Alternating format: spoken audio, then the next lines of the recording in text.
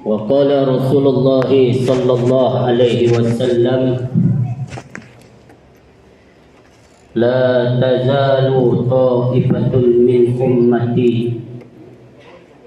ظاهرين على الحق لا يضرهم من خذلهم حتى يأتي أمر الله.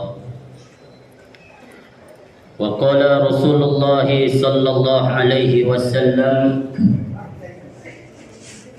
طوبى لعبد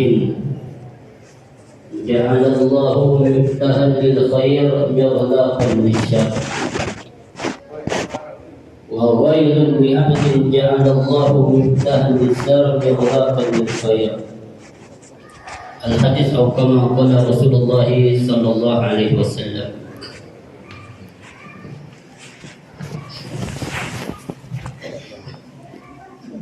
Para alim ulama, para habaib, para orang tua kami, para ustaz-ustaz yang kami muliakan, kami hormati, serta seluruh kawan-kawan yang sama-sama mengharapkan keridhaan daripada Allah Subhanahu wa taala. Alhamdulillah, syukur kita kepada Allah.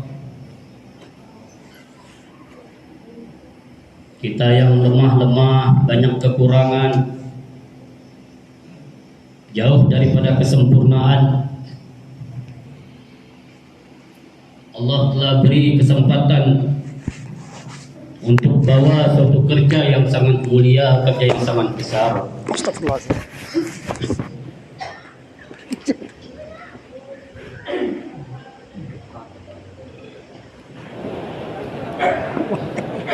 Yaitu kerja dakwah, kerja agama. Sehingga saking besarnya kerja ini, Allah telah beri kepada manusia pilihan, yang mana Allah telah tidak akan ciptakan 7 petala langit dan 7 petala bumi kalau bukan asbab baginda Rasulullah sallallahu alaihi wasallam.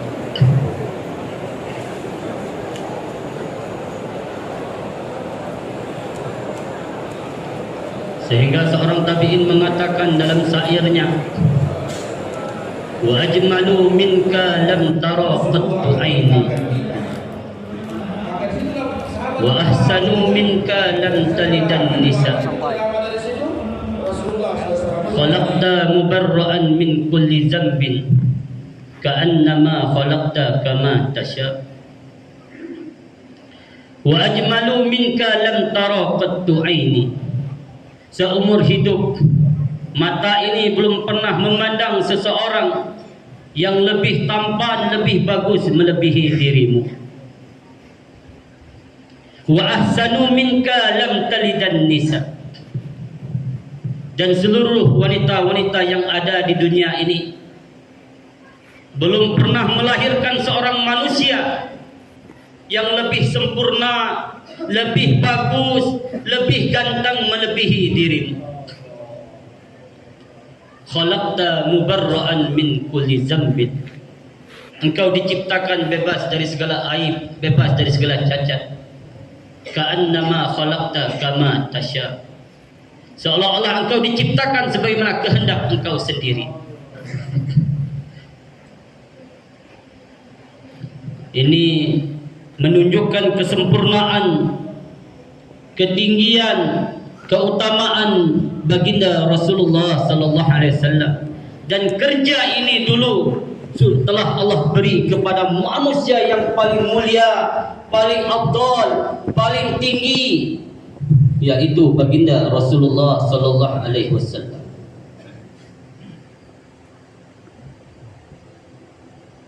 Tetapi kita, masya Allah, kehidupan kita tidak jelas. Seluruh anggota tubuh kita penuh dengan maksiat, penuh dengan dosa. Tapi dengan kasih sayang Allah, dengan rahmatnya Allah, Allah beri kesempatan kepada kita yang bodoh-bodoh, Yang lemah-lemah ini itu bawa kerja yang sangat tinggi ini, tuan-tuan yang mulia. Kalau kita lihat kehidupan kita dulu, siapalah kita ini?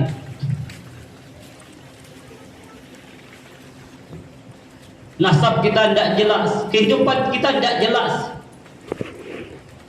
Tapi Allah telah ingin memuliakan kita, tuan-tuan.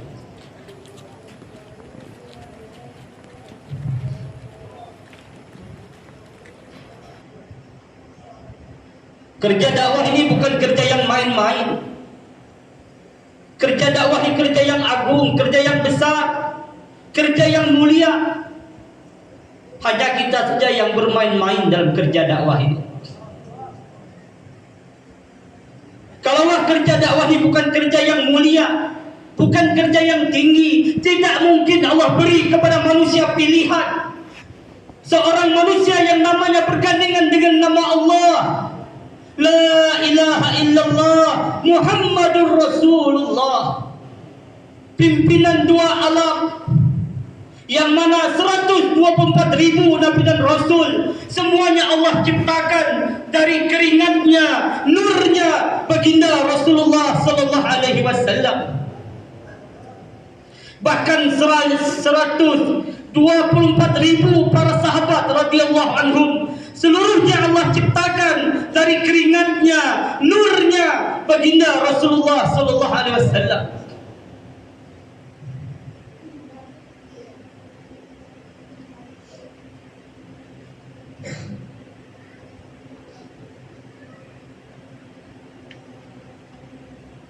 Tuan-tuan yang mulia, dulu pada zaman Bani Israel, pada zaman Nabi Musa alaihissalam,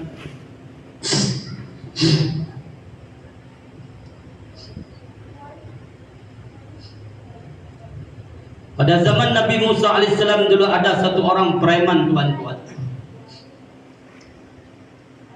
Kurang lebih selama 200 tahun dia hidup di atas permukaan bumi ini. Hampir seluruh hidupnya, waktunya, umurnya dia habiskan untuk bermaksiat kepada Allah.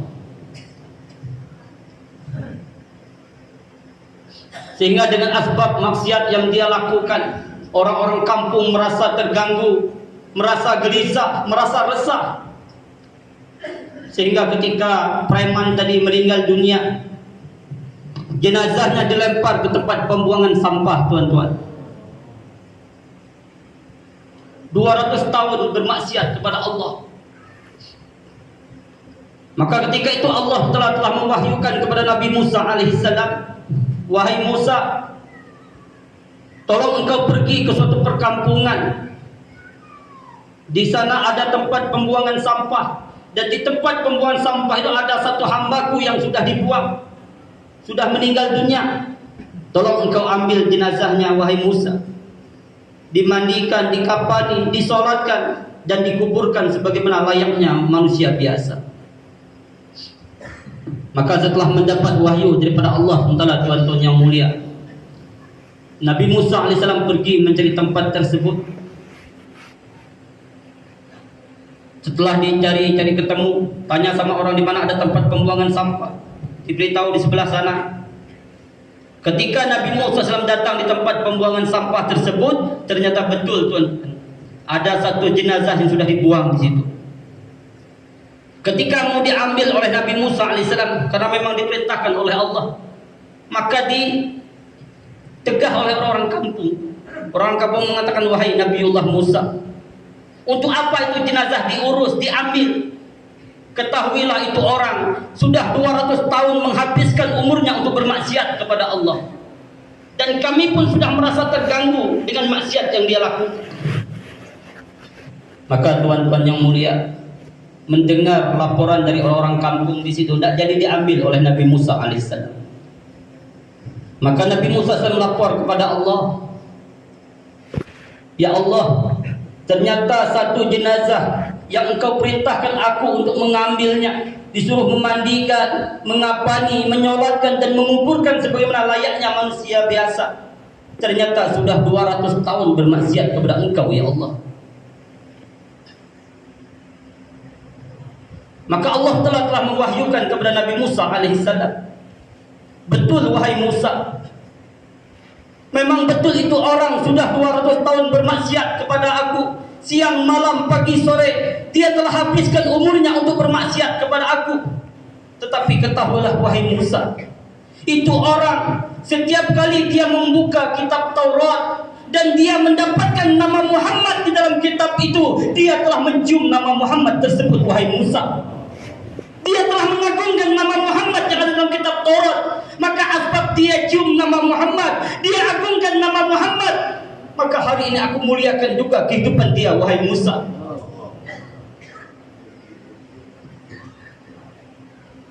Ini menunjukkan ketinggian derajat Sayyidul Anbiya wal Mursalin, baginda Rasulullah sallallahu alaihi wasallam. Tuan-tuan, jasad beliau belum dizohirkan ke dunia ini, baru namanya tertulis dalam kitab Taurat. Padahal jarak Nabi Musa AS dengan baginda Rasulullah SAW 21 abad, 2100 tahun. Jasad beliau belum Allah zahirkan ke dunia ini, baru namanya tertulis dalam kitab Taurat. Itu satu preman besar yang sudah menghabiskan umur selama 200 tahun bermaksiat kepada Allah. Asbab dia cium nama Muhammad, dia agungkan nama Muhammad, maka Allah muliakan di akhir kehidupannya, tuan-tuan yang mulia.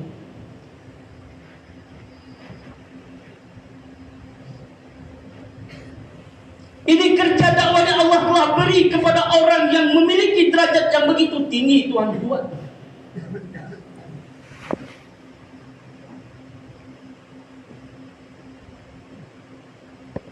Ketika Isra Mi'raj, ketika baginda Rasulullah di Isra Mi'rajkan, dipanggil oleh Allah untuk naik ke langit sana, dari Masjidil Haram ke Masjidil Aqsa, didampingi oleh malaikat Jibril alaihissalam. Dari Masjidil Aqsa naik ke langit pertama, langit kedua sampai langit ketujuh, didampingi oleh malaikat Jibril alaihissalam, baginda Rasulullah sallallahu alaihi wasallam. Kemudian dari langit ketujuh naik lagi ke Sidratul Muntaha, masih didampingi oleh malaikat Jibril alaihissalam. Dari Sidratul Muntaha naik lagi ke tempat yang lebih tinggi lagi. Maka malaikat Jibril katakan, wahai kekasihku, silakan engkau jalan duluan. Rasul katakan, tidak wahai Jibril, engkau yang jalan duluan. Malaikat Jibril katakan, tidak wahai kekasihku, engkau yang jalan duluan. Ketika baginda Rasulullah mulai berjalan beberapa langkah, menoleh ke belakang, ternyata malaikat Jibril tidak ikut, tuan-tuan. Maka Rasulullah katakan, wahai Jibril, kenapa engkau tidak ikut? Maka Jibril langsung mengatakan, ya Rasulullah, dari tempat ini sampai kepada Allah SWT sesungguhnya aku memiliki 70 hijab. Dari nur, dari cahaya. Seandainya satu hijab saja yang saya lewati, ini saja akan terbakar hangus oleh hijab tersebut. Tetapi baginda yang mulia, Sayyidul Anbiya wal Mursalin, baginda Rasulullah SAW telah mampu menembus 70 hijab tersebut, tuan-tuan yang mulia, menghadap kepada Allah Subhanahu wa taala. Begitu tingginya derajat beliau, begitu tingginya kemuliaan beliau. Ini kerja dakwah telah Allah beri kepada manusia pilihan tersebut, tuan-tuan. Sekarang kalau kita lihat, kita ini siapa? Baca Al-Fatihah kita tidak fasih, ayat dibilang hadis, hadis dibilang ayat. Tetapi Masya Allah, tuan-tuan, Allah beri kerja yang begitu besar kepada kita.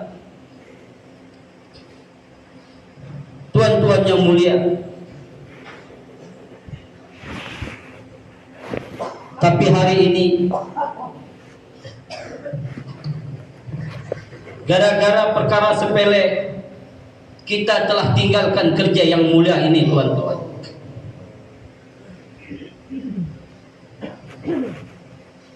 Sehingga Imam Ibn Athaillah dia katakan, kaifa yusriku qalbu suwarul aqwani muntabi'un fi mir'atihi. Bagaimana mungkin hati seseorang bisa merasakan nikmatnya usaha atas iman kalau benda-benda dunia ini masih menjadi tujuan hidup dia. Seseorang tidak akan merasakan nikmatnya keluar di jalan Allah kalau benda-benda dunia ini masih selalu menghantui kehidupan kita, tuan-tuan.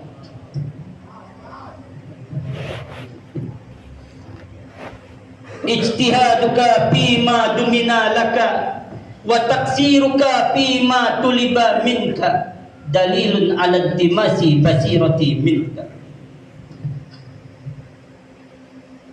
Bersungguh-sungguhnya kamu terhadap perkara yang sudah dijamin oleh Allah, yaitu perkara dunia.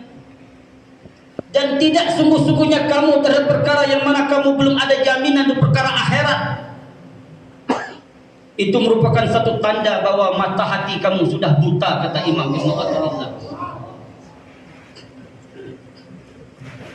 Tuan-tuan yang mulia, kalau dua mata kita tutup dengan duit logam 1.000 rupiah. Tahu duit, tuan-tuan? Duit 1.000 tahu? Kalau duit tahu semua. Kalau dua mata kita tutup dengan duit logam 1.000 rupiah, maka benda-benda yang ada di depan kita tidak akan nampak. Gunung yang tinggi, lautan yang luas, gedung-gedung tidak akan nampak, tuan-tuan. Maka bagaimana agar nampak? Singkirkan duit itu dari mata kita. Oh, ternyata di depan kita ada gunung yang tinggi, ada lautan yang luas, ada ini, ada itu. Begitu juga teman-teman yang mulia, karena hari ini mata hati kita telah tertutup dengan keindahan dunia ini, sehingga keindahan akhirat, keindahan surga sudah tidak nampak lagi depan kita. Seolah-olah mati itu tidak ada. Yang mati itu cuma tetangga kita tidak mati. Yang dibawa ke kubur itu cuma kawan kita tidak dibawa ke kubur. Maka bagaimana agar nampak? Tinggalkan, tuan-tuan. Berangkat 4 bulan. Oh, ternyata di depan kita ada surga yang indah, ada ribuan para bidadari. Yang mana kalaulah satu bidadari meludah ke dalam laut, menjadi tawar, menjadi manis air laut, tuan-tuan. Terus kalau air liur masuk ke mulut bapak-bapak gimana?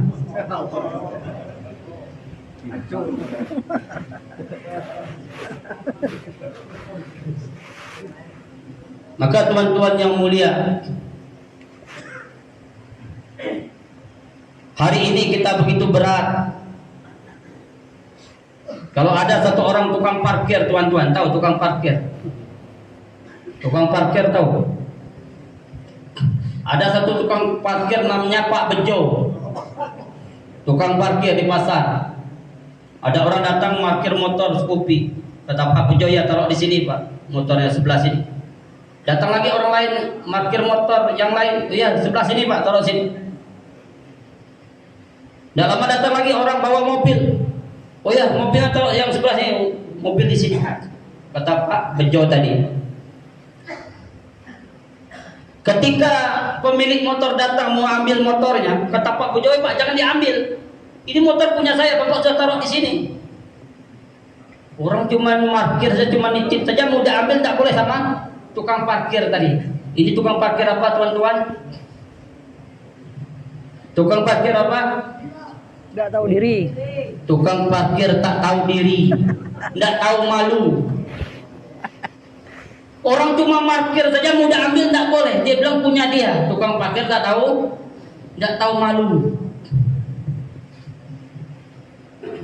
Dia bilang merasa punya dia. Kenapa hari ini kita berat berangkat 4 bulan di jalan Allah? Karena merasa punya tadi. Merasa punya bisnis, merasa punya toko, merasa punya kebun. Ini namanya orang tidak tahu diri, tuan-tuan. Pak 4 bulan bangku ada sawit, ada TI, cuma dititip saja.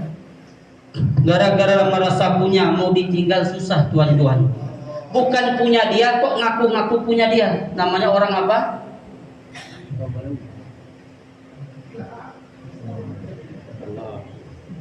bukan punya dia, ngaku-ngaku punya dia. Kenapa hari ini kita berat berangkat 4 bulan? Karena merasa punya tadi, tidak ada masalah lain. Imam Ibnu Athaillah dia katakan ma ahbabta syai'an illa kuntalahu abdan. Tidaklah kamu mencintai sesuatu kecuali engkau akan menjadi budaknya sesuatu tersebut. Kalau hari ini kita merasa punya istri, merasa punya anak, tapi kalau asbab istri kita, asbab anak kita, kita tidak bisa berangkat keluar 4 bulan di jalan Allah. Hakikatnya bukan kita punya istri, teman-teman, kita telah diperbudak oleh anak istri kita. Nih bang, tinggal di bawah ketiak saya nih bang, tidak usah berangkat kemana-mana bang.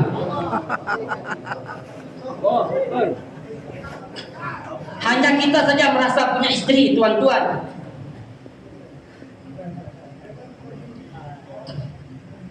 Kemarin orang tua kita sampaikan bukti seseorang itu cinta dengan istri, cinta dengan anak karena Allah. Ketika datang takazah agama, dia siap meninggalkan istri dan anak, berarti cintanya betul-betul karena Allah Subhanahu wa taala. Tapi ketika datang takazah agama, disuruh berangkat 4 bulan, dia katakan ada istri, berarti cinta dia dengan istri bukan karena Allah. Kalau betul-betul cinta dia kepada istri, kepada anak karena Allah, ketika datang takazah agama, dia akan sambut takazah agama. Berarti betul dia cinta istri dan anak karena Allah Subhanahu wa taala.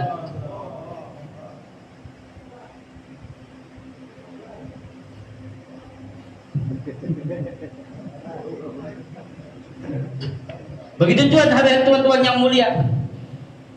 Kalau hari ini kita merasa punya bisnis, punya usaha, tetapi kalau asbab bisnis kita, asbab usaha kita tidak bisa buat kerja dakwah, tidak bisa keluar di jalan Allah. Hakikatnya bukan kita punya bisnis, bukan punya usaha, telah diperbudak oleh bisnis kita, tuan-tuan.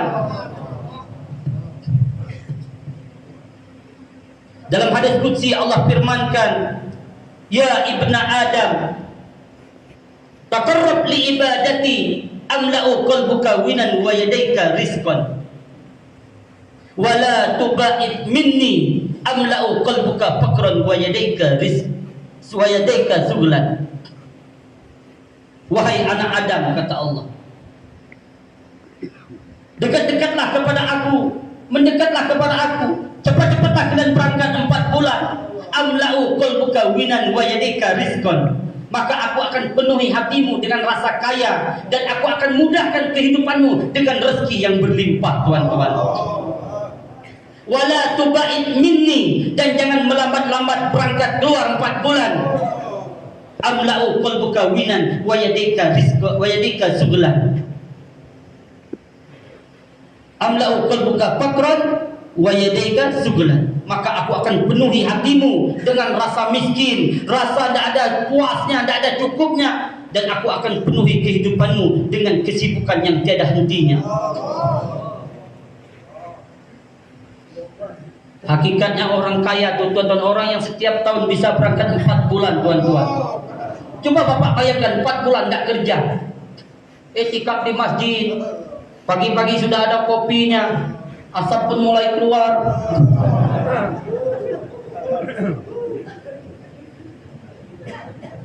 Orang yang katanya orang kaya, bos, menikmati secangkir kopi pun tidak bisa, tuan-tuan. Mau minum kopi ada travel, tunggu pak sebentar pak, ya kan? Mau minum ada travel lagi. Ini apa pagi-pagi sudah bersandar di teras masjid. Kopi hitam, nyamuk pun sudah mulai menyingkir. Karena akan keluar asap ini, nyamuk tahu.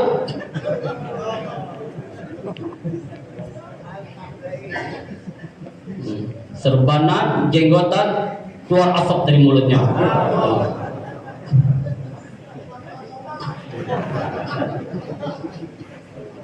Apa bukan orang kaya, tuan-tuan? Bisa berangkat 4 bulan setiap tahun itu. Oh pak, di kampung saya ada orang khawas pak, rumahnya bertingkat, mobilnya banyak, tapi keluar 3 hari pun tidak bisa. Hari-hari ke kebun, buka toko, berarti dia orang super miskin di tempat dia. Saking miskinnya, tuan-tuan, mau berangkat 3 hari pun tidak ada waktu, saking susah hidupnya. Enggak, dia orang khawas Pak, rumahnya bertingkat, mobilnya banyak. Ke masjid pun enggak bisa. Berarti dia itu orang super miskin di tempat dia, tuan-tuan. Mau terima atau enggak terserah.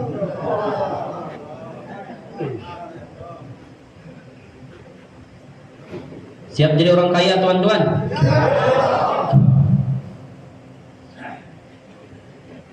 Kalau 4 bulan tuh seperti kita ke pasar bawa duit 2 juta. Kalau 40 hari itu seperti orang ke pasar bawa duit 20.000. Ada orang ke pasar, tuan, bawa duit 20.000. Datang dia ke meja orang jual ikan tenggiri. Pak, ikan tenggiri berapa? 70. Mati aku. Duit ikan tahu cuma 20.000. Muter lagi ke meja samping, ada orang jual udang besar. Pak, udang berapa? 110. Mati aku, kata dia. Muter-muter di pasar, ujungnya beli tempe, tuan-tuan. Bawa duit 20.000. Tukang tempe tanya, kok dari tadi saya tengok bapaknya muter-muter. Emangnya dari mana? Dari Rangkui. Udah apa Rangkui lupa tuan, beli tempe. Coba kalau bapak-bapak pergi ke pasar bawa duit 4 juta di kantong. Pak, tenggiri berapa? 70. 2 kilo, Pak. 4 juta duit di kantong. Datang sebelah sana udang. Udang berapa, Pak? 130. 3 kilo, Pak.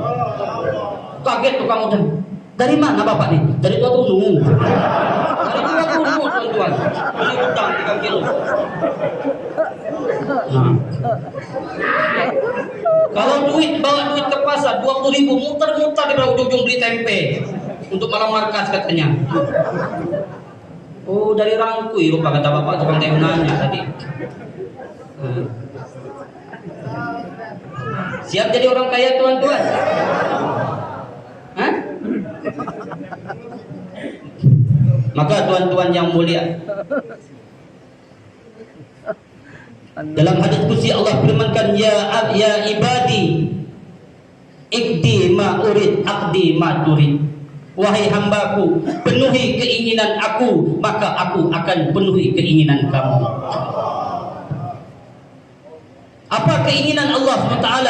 Wal takum minkum ummatun yad'una ilal khair wa ya'muruna bil ma'ruf wa yanhauna 'anil munkar wa ulaika humul muflihun.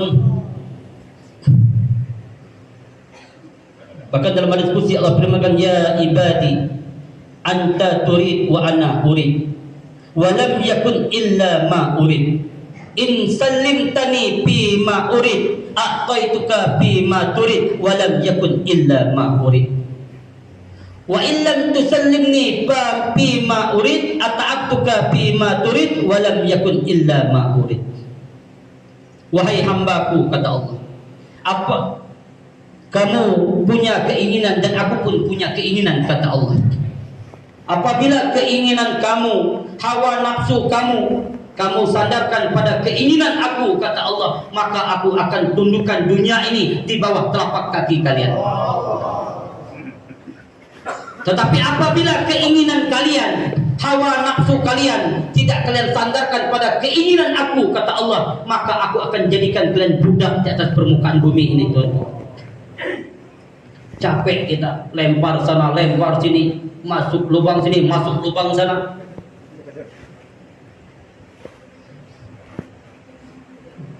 Sebagaimana para sahabat radhiyallahu anhum, karena keinginan mereka, hawa nafsu mereka telah mereka sandarkan pada keinginan Allah dan Rasulnya, sehingga ketika itu 2/3 dunia telah tunduk di bawah telapak kaki para sahabat radhiyallahu anhum.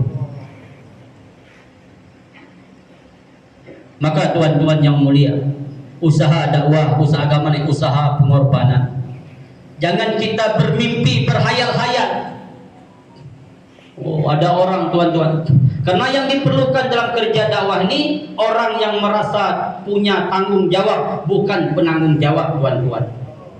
Ya. Yang diperlukan dalam kerja dakwah ini orang yang merasa punya tanggung jawab, bukan penanggung jawab, tuan-tuan yang mulia.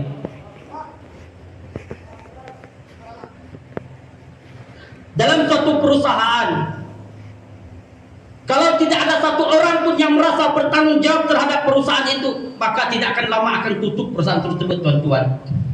Tapi kalau ada orang yang merasa bertanggung jawab, bagaimana agar perusahaan ini tetap berjalan, barang-barangnya bisa diekspor kemana-mana, maka itu perusahaan akan maju, tuan-tuan. Tapi kalau orang cuma penanggung jawab, tapi tidak punya rasa tanggung jawab, mau jalan mau tidak perusahaan terserah, itu namanya penanggung jawab, tuan-tuan. Bukan orang yang merasa punya tanggung jawab. Sebagaimana hari ini kita merasa punya tanggung jawab terhadap istri, terhadap anak. Ketika lihat anak sakit, cepat-cepat kita cari obat, tuan-tuan. Anak saya sakit ini, karena merasa punya tanggung jawab. Lihat istri sakit-sakit, cepat-cepat kita cari dokter. Tanya sama dokter, kenapa istri saya? Gelisah kita. Bahkan kalau anak kita sakit, malam-malam tidak bisa tidur, karena kita merasa punya tanggung jawab terhadap anak istri kita, tuan-tuan.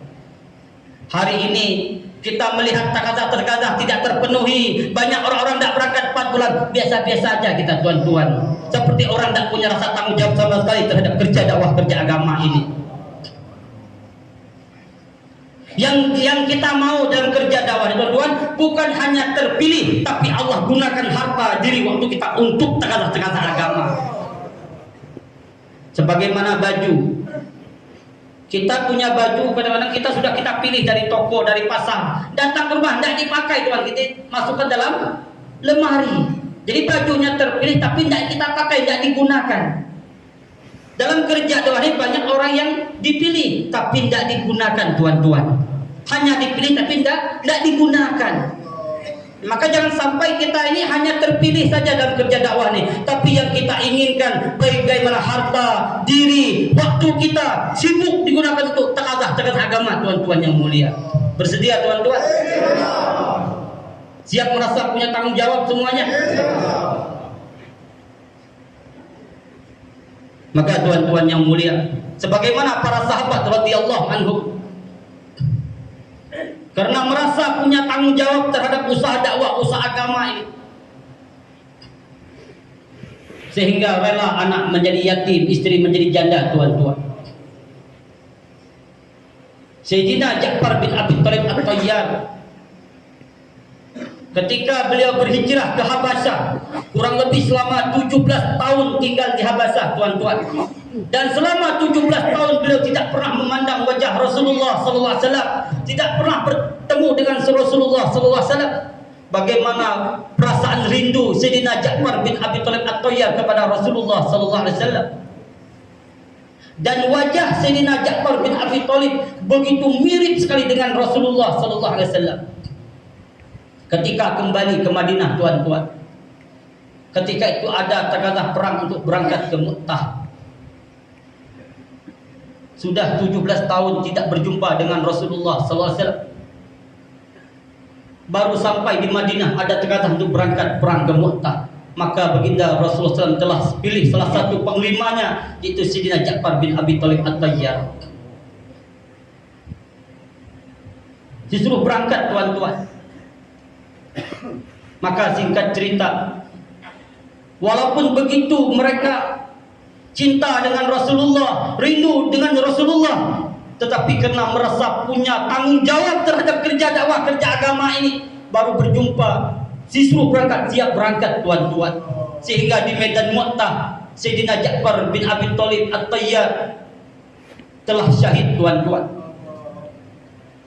Maka ketika mendengar berita kesyahidan Ja'far bin Abi Thalib At-Tayyar, baginda Rasulullah datang ke rumah istrinya. Ketika itu dia, Ja'far bin Abi Thalib ini punya 3 anak yang masih kecil-kecil dan meninggalkan 1 istri namanya Asma. Ketika baginda Rasulullah datang ke rumah Sayyidina Ja'far bin Abi Thalib At-Tayyar radhiyallahu anhu untuk memberitahukan bahwa suami kamu sudah syahid di medan Mu'tah, maka dari kejauhan 3 orang anak Ja'far yang masih kecil tadi berlari-lari, tuan. Dia katakan, Abi pulang, Abi pulang. Karena wajah Sayyidina Ja'far bin Abi Thalib begitu mirip dengan Rasulullah SAW, disangka 3 anaknya itu ayah mereka, padahal tidak, itu Rasulullah SAW. Dari kejauhan Asma melihat dari pintu, oh itu bukan suami saya, itu Rasulullah SAW. Rezekinya yang orang besar.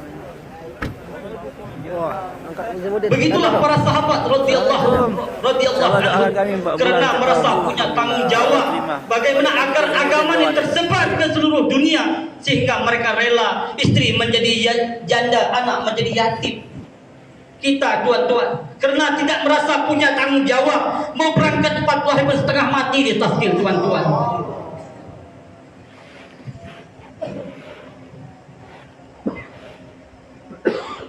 Tapi kalau untuk kebun kita, tanggung jawab kita begitu, cari pupuk ini, cari orang untuk kerja ini.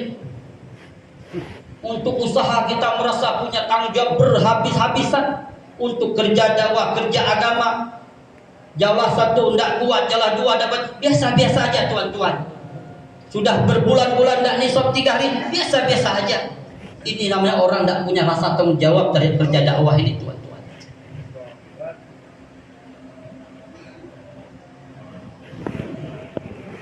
Begitu juga sahabat-sahabat yang lain tuan-tuan yang mulia. Ada satu sahabat baru habis menikah, belum lama menikah, disuruh berangkat oleh Rasulullah SAW. Maka dia pun berangkat meninggalkan istrinya yang masih baru menikah. Belum berapa hari kumpul dengan istrinya. Maka setelah berangkat, yang namanya manusia tuan-tuan, pasti dan pasti ada rasa rindu, rasa kangen. Maka ketika malam hari istrinya pun keluar rumah, istrinya membaca syair yang kurang lebih artinya, sekarang suamiku lagi berangkat keluar di jalan Allah. Sebentar lagi dia akan kembali ke dalam kepangkuanku. Ditunggu-tunggu suami pun tidak datang tuan-tuan. Sampai nampak dia sudah hamil, perut dia besar. Maka malam-malam dia keluar rumah, sambil dia pegang perut yang sudah hamil tadi. Dia katakan, sekarang suamiku lagi berangkat keluar di jalan Allah. Sebentar lagi dia akan kembali ke dalam pangkuanku. Ditunggu-tunggu, tidak pulang, belum pulang juga suaminya tuan-tuan, belum datang juga sampai dia melahirkan anaknya. Ketika anak dia lahir, dia gendong anak dia. Dia keluar dari rumah, dia katakan sekarang suamiku lagi berangkat keluar di jalan Allah. Sebentar lagi dia akan kembali ke dalam pangkuanku. Dan baginda Rasulullah SAW pun mendengar syair yang dibaca oleh perempuan tadi. Ternyata suaminya telah syahid di medan perang tuan-tuan yang mulia. Inilah orang-orang yang merasa punya tanggung jawab dalam kerja dakwah ini, bukan penanggung jawab.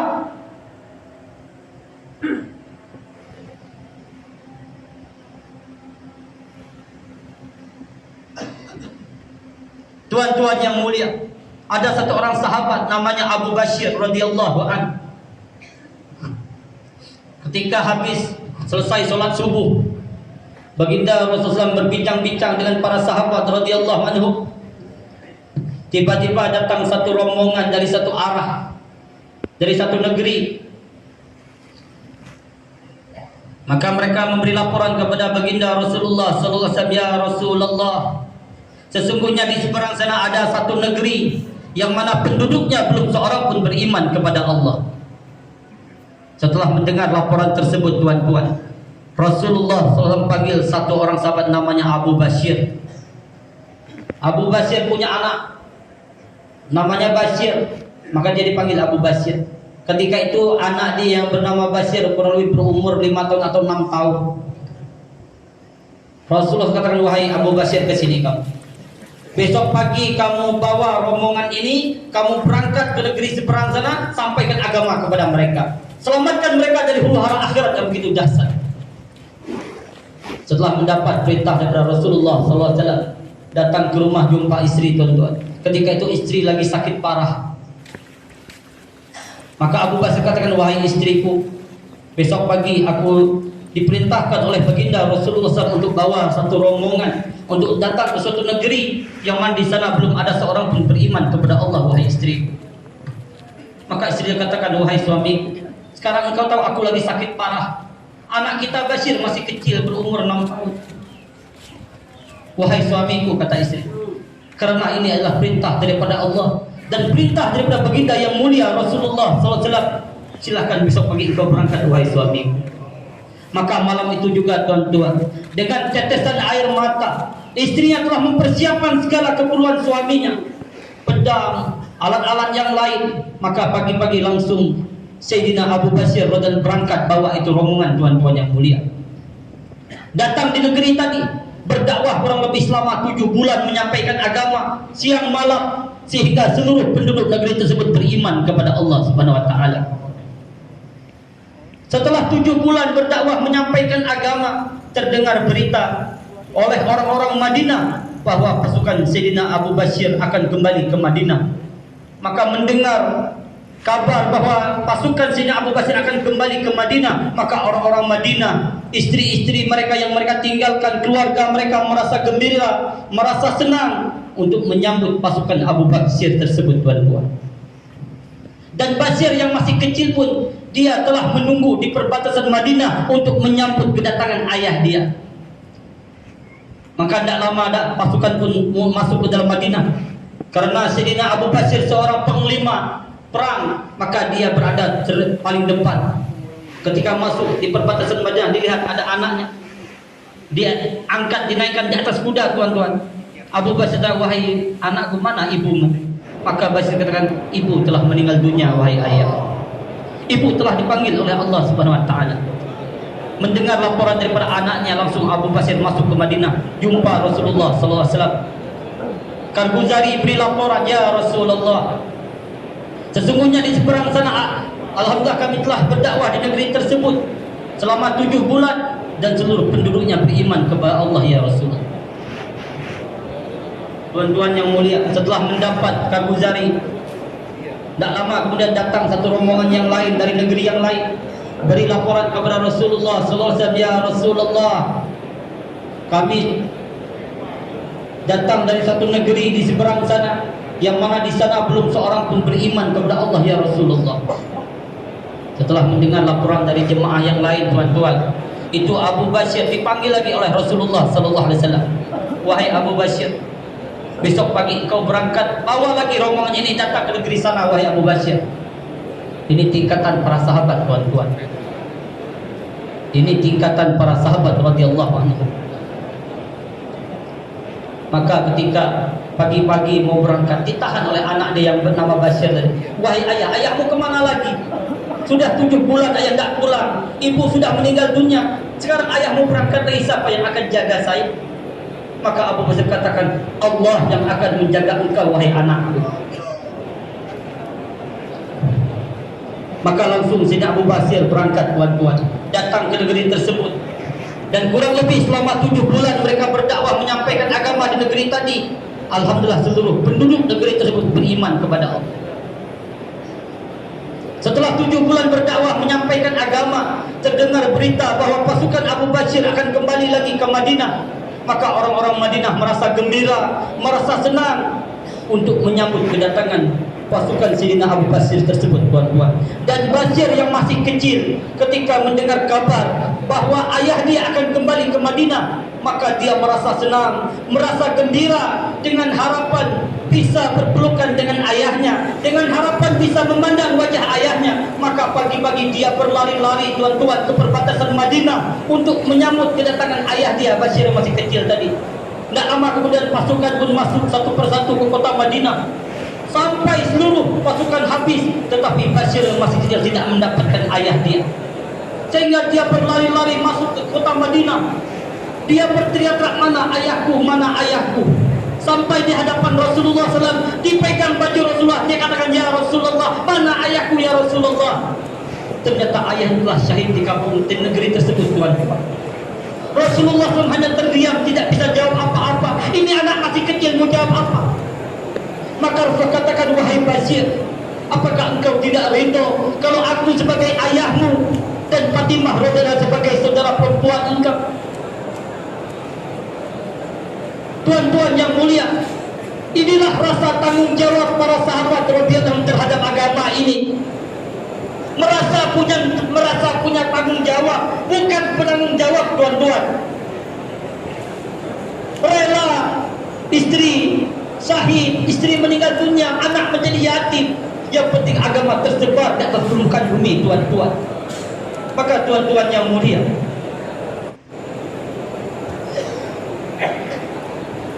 maka hari ini Janganlah kita berangan-angan agama akan wujud di kampung kita. Suasana agama akan nampak di kampung kalau kita bersantai-santai dan berusaha dakwah di tuan-tuan.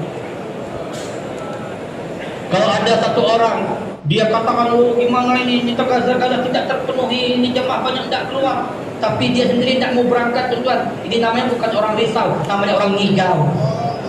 Tahu orang ngigau? Dia sendiri tidak sadar, tuan-tuan. Orang ngigau bukan risau.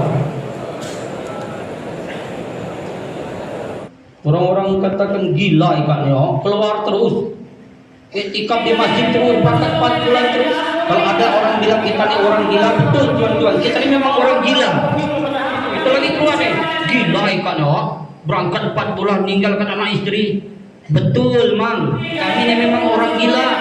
Tapi gila kami bagaimana orang dapat hidayah, gila kami bagaimana seluruh masjid hidup aman-aman agama, daripada aman gila sawit, gila TI. Lebih baik gila agama, tuan-tuan. Siap, gila keluar 4 bulan. Kalau ada orang bilang gila kan, betul kita memang orang gila memang. Tidak salah. Kalau bukan orang gila tidak berani keluar 4 bulan, tuan-tuan. Kalau bukan orang gila tidak berani meninggalkan istri 4 bulan, tuan-tuan. Memang orang gila memang berani meninggalkan istri 4 bulan. Tapi gila kita, bagaimana agama bisa sempurna dalam kehidupan kita, keluarga kita, dan umat seluruh alam ini. Siap jadi orang gila, tuan-tuan. Gila untuk agama. Karena kerja dakwah ini kerja yang dahsyat, tuan-tuan. Kemarin berapa tahun yang lalu ada jemaah dari Jakarta keluar 4 bulan jalan kaki, tuan-tuan. Ini kisah nyata. Ketika datang di kampung-kampung, orang di Taskin lari semua, tidak mau ikut. Di datang nggak mau ikut.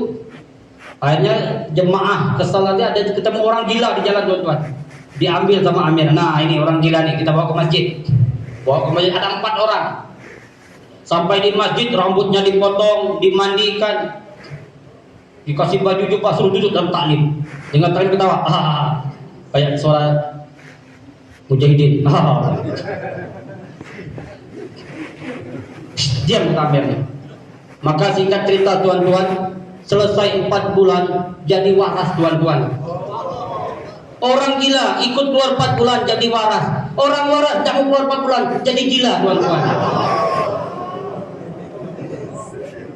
Iya, gila pangkat, gila jabatan, gila kedudukan, gila ingin disebut-sebut namanya, ingin dihargai. Kita dalam kerja dakwah ini bukan ingin cari dihargai, tuan-tuan, tapi bagaimana Allah terima kita dalam kerja dakwah ini, tuan-tuan. Siap semua insya Allah. Boleh, tuan-tuan yang niat untuk berangkat negeri jauh ke India.